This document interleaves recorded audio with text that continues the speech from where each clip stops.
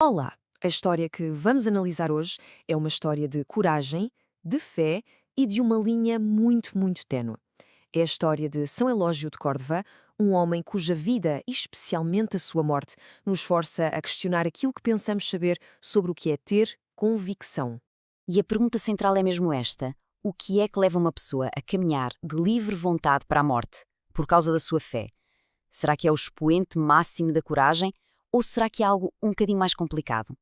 É esta a questão que paira sobre toda a vida de Eulógio. Para percebermos Eulógio, temos de recuar no tempo, e muito. Estamos no século IX, em Córdoba, a capital absolutamente deslumbrante do Al-Ándalus. Tentem imaginar uma cidade que era um verdadeiro farol de cultura e de ciência sob domínio muçulmano, mas onde, por baixo de toda essa superfície brilhante, fervilhavam tensões sociais e, claro, religiosas. Olhem bem para esta cronologia que é fundamental. Quando Eulógio nasceu, os cristãos já viviam sob domínio muçulmano há quase um século. Portanto, não estamos a falar de uma reação a uma conquista recente. Não. É algo que se foi desenvolvendo ao longo de várias gerações. E é no coração desta comunidade que encontramos o Eulógio. É importante não o imaginar como um radical marginalizado. Pelo contrário, ele era uma figura central, vinha de uma família nobre com raízes romanas e era um pilar da comunidade moçárabe, ou seja, os cristãos que viviam e respiravam a cultura árabe de Espanha. Ele via-se a si mesmo como um pastor, e o seu rebanho, a comunidade cristã, estava, na sua opinião, a enfrentar um perigo silencioso, mas mortal. A sua missão não era lutar com espadas, mas sim fortalecer a alma e a identidade do seu povo, antes que fosse tarde demais. O seu amigo mais próximo, Paulo Álvaro, deixou-nos este retrato bastante vívido. Vemos que não era apenas um intelectual, era uma pessoa carismática, alguém cuja dedicação inspirava todos à sua volta.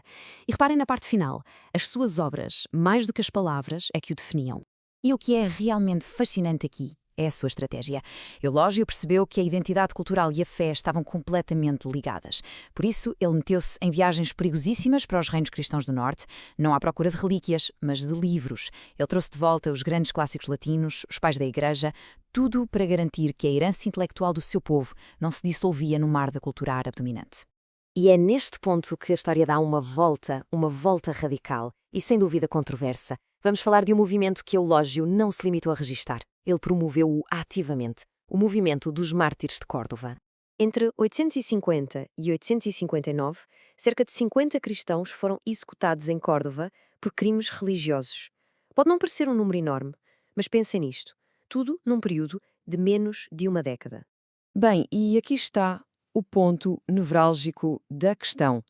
A maioria destes mártires não o foram no sentido tradicional.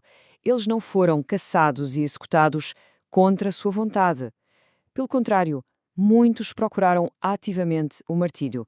Iam ter com o juiz muçulmano e insultavam publicamente o profeta, sabendo perfeitamente que a lei islâmica ditava a pena de morte para esse ato. Mas por que fazer isto? Para Eulógio era uma espécie de guerra espiritual. Ele sentia que a fé da sua comunidade estava a ser diluída, a ser assimilada lentamente. O martírio era um ato extremo, um grito de resistência para traçar uma linha bem clara no chão e dizer: a nossa fé em Cristo está acima da nossa própria vida.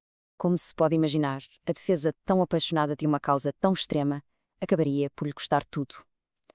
A sua própria história tornou-se o capítulo final do memorial que ele mesmo escreveu para os outros. O catalisador foi uma jovem convertida, Leocrícia. Ao protegê-la, Eulógio desafiou diretamente a lei e a autoridade do emir. E quando foi preso, ele não recuou. Perante o conselho, ainda lhe ofereceram uma saída. Disseram-lhe algo como: diz só uma palavra e depois segue a religião que quiseres. Mas ele recusou. Em vez disso, usou aquele momento para defender o cristianismo com ainda mais fervor. A sua recusa selou-lhe o destino. A 11 de março de 859, foi executado, tornando-se o mártir mais famoso do movimento que ele próprio tinha defendido. A sua morte, curiosamente, marcou praticamente o fim do movimento. E é aqui que a história se transforma num debate que dura literalmente até hoje. A morte de Eulógio não encerrou o assunto, pelo contrário, abriu uma ferida que levaria a séculos de discussão. Afinal de contas, quem eram estes mártires? As visões dividem-se de forma drástica.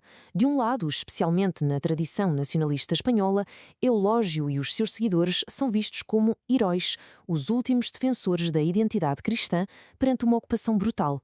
Do outro lado, muitos historiadores veem-nos como fanáticos, argumentam que o Al-Ándalus era, na verdade, relativamente tolerante e que estes mártires eram uma minoria radical que procurou um confronto desnecessário, deixando até as próprias autoridades muçulmanas confusas com tanto desejo de morrer. E claro, esta última perspectiva levanta uma pergunta muito intrigante. Se os cristãos não estavam a ser ativamente perseguidos, o que é que poderia ter levado a um movimento tão extremo? A resposta, segundo o consenso académico moderno, não está na opressão, mas em algo muito mais subtil: a assimilação. A chamada teoria da aculturação sugere que o verdadeiro medo de Eulógio não era a espada, mas sim a sedução da cultura árabe. Ele viu os jovens cristãos a preferir a poesia árabe ao latim, a adotar costumes muçulmanos. O movimento do martírio foi uma tentativa desesperada e violenta de uma minoria combativa para travar esta fusão cultural. Era uma forma de gritar: nós não somos como eles, somos diferentes, até à morte. E isto adiciona uma última camada de complexidade. A nossa principal fonte para toda esta história são os próprios escritos de Eulógio. E os historiadores, hoje em dia, não os leem como um relato histórico imparcial. Leem-nos como algo diferente. Textos de defesa, apologéticos. Eram obras escritas com um objetivo muito claro: justificar as ações dos mártires, legitimar a sua causa e, claro, inspirar outros a seguir o mesmo caminho. Então, no fim de contas, qual é o legado final deste homem tão complexo e desta sua causa tão controversa? Bem, para o mundo cristão da época, a resposta era clara. Eulógio tornou-se Santo Eulógio. As suas relíquias foram levadas para o reino cristão das Astúrias e veneradas. Ele foi celebrado como um herói, um mártir da fé. Ponto final. Mas a história que ele nos deixou é muito mais do que a vida de um santo. É uma janela para uma comunidade em crise, a debater-se com questões de identidade, de assimilação e sobre o que significa realmente manter a fé quando se é uma minoria cultural. E isto leva-nos de volta à nossa pergunta inicial, mas agora com uma nova profundidade. A história de Eulógio não nos dá uma resposta fácil. Pelo contrário, obriguei-os a refletir sobre essa linha ténue e muitas vezes perigosa que separa a convicção inabalável do extremismo destrutivo. Uma questão que é tão relevante hoje como era no século IX em Córdoba.